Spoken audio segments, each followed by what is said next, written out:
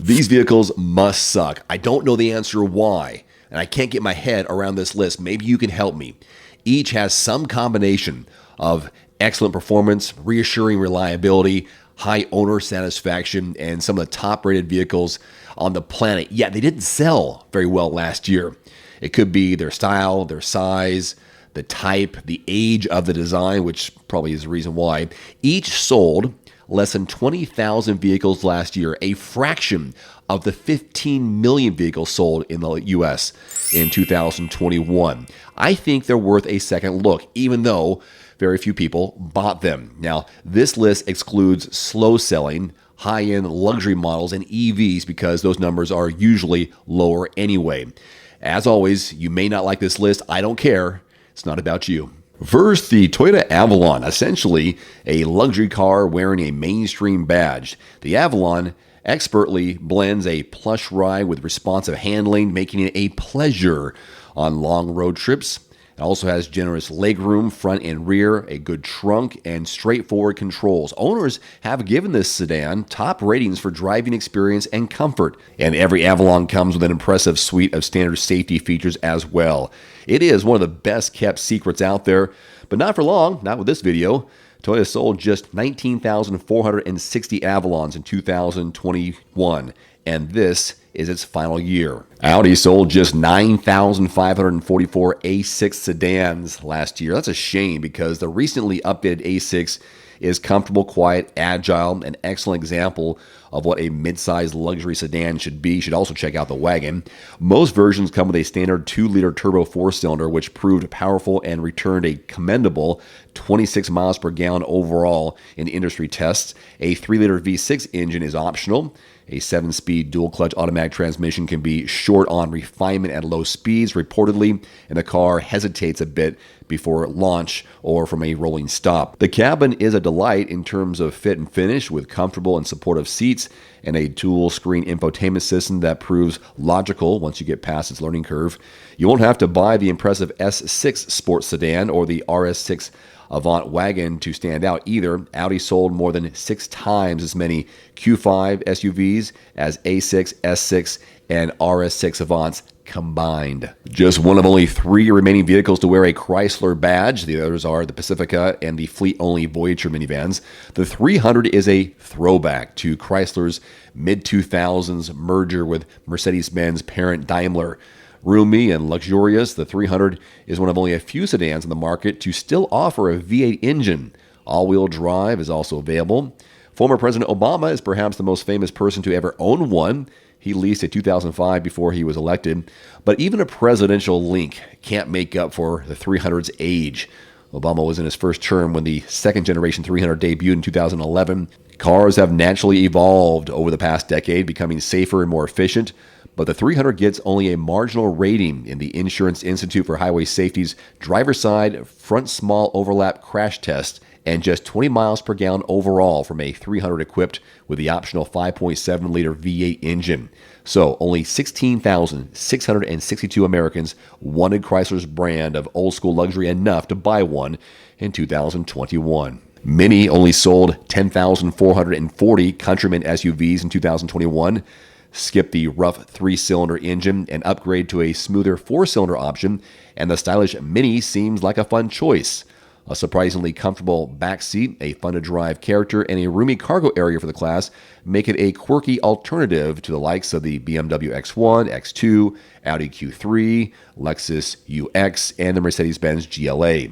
It even has a good reliability score, but a starting price between $29 and $41 grand seems like a lot for a Mini, a brand that made its name by adding whimsy and flair to a basic transportation vehicle. I really did like the Arteon when I had it. It has a comfortable ride, plenty of power, an upscale interior, and a versatile cargo area, but barely 5,500 people bought one last year. I hope it wasn't as a result of my video. Perhaps that's because the Arteon can confuse prospective buyers. Is it a sedan, a hatchback? And why does a well-equipped version cost almost as much as a comparable Audi? Buick discontinued the similar Regal Sportback in 2020, but Volkswagen seems to be committed to the slow-selling Arteon, freshening it for 2021 after just 2 years on sale in the U.S. If you want as much cargo room as a compact SUV but prefer the sporty silhouette and confident handling of a sedan, check it out and make sure to open the big hatch to see just how much you can fit in that trunk. If you're interested, act soon because supplies are quite limited. Just in case you didn't know, Nissan still makes the Maxima. The sedan has been the company's flagship since it was called the Datsun, but the Maxima has languished since its last redesign in 2016. In fact, it's a fraction of an inch shorter than the latest Altima. The Maxima continues to use Nissan's smooth, powerful 3.5-liter V6, which is a highlight of the car. The CVT works well for loafing around, but it saps any aspiration for sporty driving, much like any CVT. Handling is mundane, and the ride is too stiff for a sedan in this class. The Maxima has a plush interior and a number of high-tech safety and connectivity features, and it uses a fairly straightforward infotainment system. A low roofline inhibits access and visibility. Controls are simple to use, and the front seats are very comfortable and supportive. The rear cabin, however, is rather cramped. Nissan sold just 16,386 Maximas in 2021, down 10% from the year before, and a drop in the bucket compared with over 285,000 Nissan Rogue SUVs. The Genesis brand tripled its sales between 2020 and 2021, mostly thanks to my videos. Nah, I'm just kidding. Mostly thanks to the addition of some exciting new SUVs. In the meantime, the G70 sports sedan sold about 10,700 units. Although it's well appointed and fun to drive, with an energetic feeling 252 horsepower turbo 4-cylinder as standard equipment, it only gets around 23 miles per gallon overall in all-wheel drive. In addition, access is a bit tough because of its low stance, and the cabin is very cramped, especially for rear passengers. A new 10.25-inch touchscreen infotainment system was part of a freshening in 2022.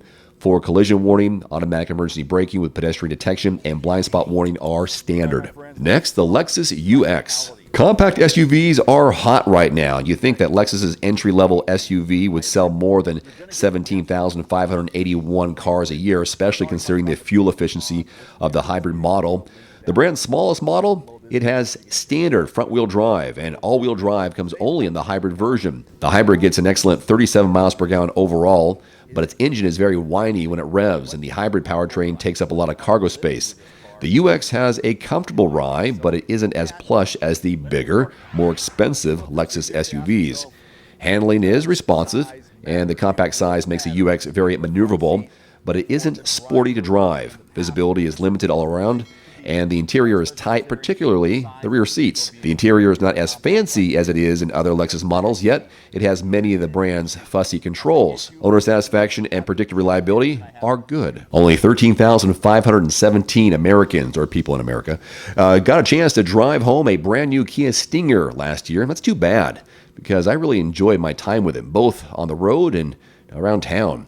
The rear-wheel drive Stinger is Kia's first sports sedan and blends nimble handling with a responsive engine and transmission, and like the Volkswagen Arteon, has a large hatchback that leads to a generous cargo space area. However, there are some trade-offs. A low-slung stance and coupe-like styling mean the Stinger is hard to get in and out of, and the design also limits rear headroom and visibility. If you're considering one, strike now, because rumor has it, it will be discontinued soon. Now, compared to the other vehicles on this list, the Accent from Hyundai isn't exactly a gem, but as consumers flock to SUVs and pricier vehicles, the affordable Accent sedan remains a solid choice for basic transportation with a new car warranty, at least for now. Hyundai sold only 19,614, which barely puts it on this list. And while that's an increase from the previous year, it is far short than the 356,000 SUVs that Hyundai sold during the same time period.